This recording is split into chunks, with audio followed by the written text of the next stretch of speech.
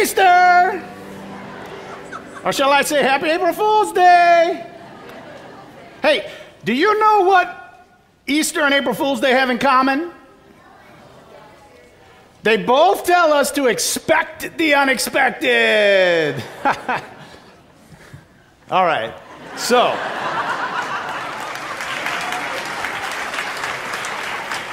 On this morning, when both Easter and April Fools come together, I want to focus on the unexpected and on surprise and how it makes us laugh and how it makes us think and how it makes us grow and how it makes us whole. I remember many years ago when I was in New Orleans for Mardi Gras, and I was sitting with a crowd of rowdy, raucous, fun-loving people. We were on the side of the road, and we were waiting for a parade to come by. Now, many of the people were in costumes. Everybody was feeling good. And before the floats arrived, police officers came walking down the street, making sure that everyone was behind the metal barriers on the side of the road. Now, you can imagine it could not have been much fun to be a police officer working while everyone else was having a good time, and especially having to be the ones who were maintaining order in such a party and fun atmosphere. Now, the crowd was huge, and a lot of people were drinking or otherwise intoxicated, and the police were wildly outnumbered, and the atmosphere was one of revelry and not of orderliness.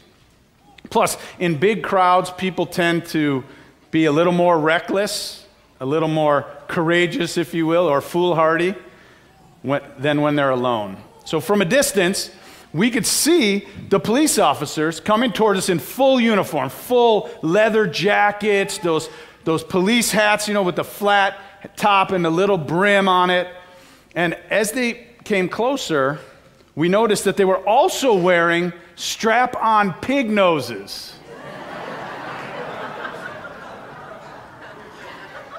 We laughed so hard, not at them, but with them. They'd won over the crowd with this self-effacing humor. They were part of the fun, and they were also providing security. So this time, instead of grumbling and protesting about being told to move behind the barriers, people were giving the police high fives and taking pictures of them and with them. We laughed because it was completely unexpected, and we were caught off guard. Their playfulness completely changed the way we related to them and to that moment. We saw the police in a new way. They weren't there to take away our fun. They were there to help us create some community and have a really good time. They were part of the fun, part of the community we were creating right there on the streets. And that's how humor and pranks and surprises and not taking ourselves too seriously can allow us to see ourselves and our world a little bit differently. We often get stuck in thinking we know how things are supposed to be, and we see things the way they are, and sometimes these kinds of surprises can shake us out of that sense of certainty. Now, of course, not all surprises are funny, yet they still have this kind of mind-changing, heart-changing impact. Author Stephen Covey tells a true story in his book, 7 Habits of Highly Effective People. He says, I remember one Sunday morning on a subway in New York City. People were sitting quietly, some were reading newspapers, some were lost in thought, some were resting with their eyes closed. It was a calm and a peaceful scene. And then suddenly, a man and his children entered the subway car. The children were so loud and rambunctious that instantly the whole climate changed. The man sat down next to me and closed his eyes, apparently oblivious to the situation. The children were yelling back and forth, throwing things, even grabbing people's papers. It was very disturbing. And yet, the man sitting next to me did nothing. It was difficult not to feel irritated. I could not believe that he could be so insensitive as to let his children run wild like that and do nothing about it, taking no responsibility at all. It was easy to see that everyone else on the subway was irritated too. So finally, with what I felt was an unusual patience and restraint, I turned to him and said, "Sir, your children are really disturbing a lot of people. I wonder if you could control them a little bit more." And the man lifted his gaze and came to consciousness of the situation as if for the first time. And he said softly, "Oh, you're right. I guess I should do something about it. We just came from the hospital where their mother died about an hour ago. And I don't know what to think. And I guess they don't know how to handle it either." And Covey explained, everything I was thinking and feeling changed in an instant. In a split second, these were no longer bad kids and a bad parent. They were fellow human beings, suffering. And instead of continuing to push them out of my heart, this unexpected news drew them into my heart. Life is full of surprises. That's why Jesus taught with parables, because a parable by definition is a teaching story that has an unexpected twist at the end. The reason that they're so effective is that the twist catches our attention and it makes us think. We begin to see a little bit differently than we've been seeing. We're told, for example, that the kingdom of God is like a mustard seed, the smallest plant in the garden, when it was usually compared to a mighty oak tree. Or we're told that the kingdom of heaven is like a little child, as we heard this morning. How could the highest and greatest wisdom and strength and power be like a child, a little child? The widow who has only 2 pennies to her name gives them all to the church. The adulterous woman is set free and not punished. More than that, the entire story of Jesus' life and ministry in the Bible is itself like a parable in many ways. On what we call Palm Sunday, Jesus comes riding into Jerusalem dressed up as if he's a king, riding a donkey. Now he's clearly making fun of the rulers, who is at the same time across town in a military parade of his own on a big mighty steed. This is political theater, and the people play along. They put palm fronds before him and put their cloaks down on the road. But then it appears that the authorities are the ones who have the last laugh, because they capture Jesus and they put a crown of thorns on his head and they mock him and they crucify him. And they put a taunting sign above him on the cross that says, "King of the Jews." Look at your king, they say. And then, as the story is told, Jesus is the one who, it turns out, gets the last laugh when the authorities go to the tomb and discover Jesus is not there. Surprise! He's risen. Now that was unexpected. This Easter, my focus is not on the age-old debate of did he or didn't he rise from the dead literally, or is it a metaphor, or is it, what is it? More importantly, this Sunday, on my mind, is the way that Jesus, and especially the Easter story, reminds us to expect the unexpected. Because in moments of surprise, new life and new hope and new possibilities come into view. And that's why the trickster character lies at the heart of so many cultures and so many mythologies around the world and old traditions. In the Native American traditions from California through the Southwest, the trickster is depicted as a coyote. In the Pacific Northwest, it's a raven or the mink or the blue jay. In Japan, it's the fox. In Africa, the rabbit. We also find trickster stories among the ancient Greeks and the Chinese and even Zen Buddhists, who have a wonderful trickster tradition. The trickster pushes us beyond the boundaries of our thinking and unveils the partiality of our knowledge.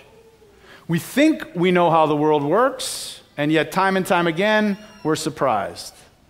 Through the antics and the pranks of the trickster, a sense of novelty is reborn, and our minds are broken free from their rigid structures. Now, Jesus, like the trickster, mocks the authorities, and he doesn't play by the rules of the society.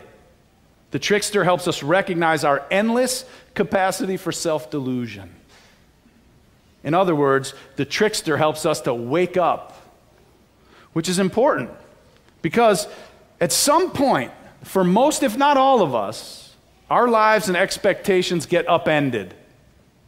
It happens when we imagine that our life is going to be one way, and then it gets flipped completely on its head. A person you expect to spend your entire life with leaves you unexpectedly. The pension you thought would give you security evaporates. Some body part, like your legs or your eyes, that you always thought you'd have, stop working. Or you feel called to do something that makes no rational or financial sense. In fact, it might cost you everything, but you know deep in your soul that that's exactly what you're meant to do. I'm talking about those major events when you realize that your life won't be and can never be again how you always expected it to be. The trickster doesn't do this to us. The trickster tries to prepare us for it by revealing to us the world behind the world, the illusions, and behind our illusions and expectations. Now, on April Fool's Day, we come to find that a jar of peanuts is not really a jar of peanuts, it's a snake. A springing snake coming out, right? Or we wake up to realize that our car is stolen only to find out that our teenager has parked it around the block. Now, these little pranks, they remind us in an instant that the things that we take for granted should not be taken too much for granted, because one day we may wake up and find our car really is stolen. It reminds us to appreciate all those days when the car is just sitting there waiting for us to take it. It helps us remember that each day is precious, that each person is precious, and that each moment is unique. It reminds us that any day life as we know it can change, so that we'll truly savor and truly cherish this day. On this Sunday, when Americans go about tricking each other and Christians celebrate Jesus' resurrection, expect the unexpected. The tomb is empty, and yet life is full of surprises. Happy Easter.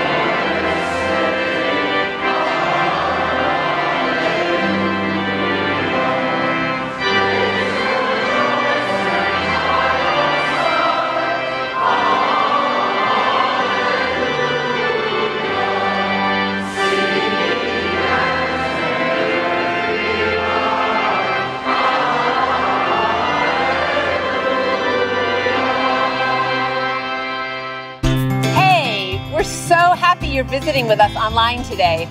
We love connecting with people all across the country and around the world, sharing our powerful message of love beyond belief. There's something new happening here. You can now join All Souls as a virtual member. Our virtual membership is designed for friends who live outside of Tulsa, Oklahoma, and who want to engage with All Souls in a meaningful way. You can be part of an expanding family, a global family really, wherever you are. If you live in Oklahoma, Ohio, or Orange County, California, Canada, or Cameroon, By becoming a virtual member, you'll be able to deepen your connections with members and friends here in Tulsa and with members wherever you are.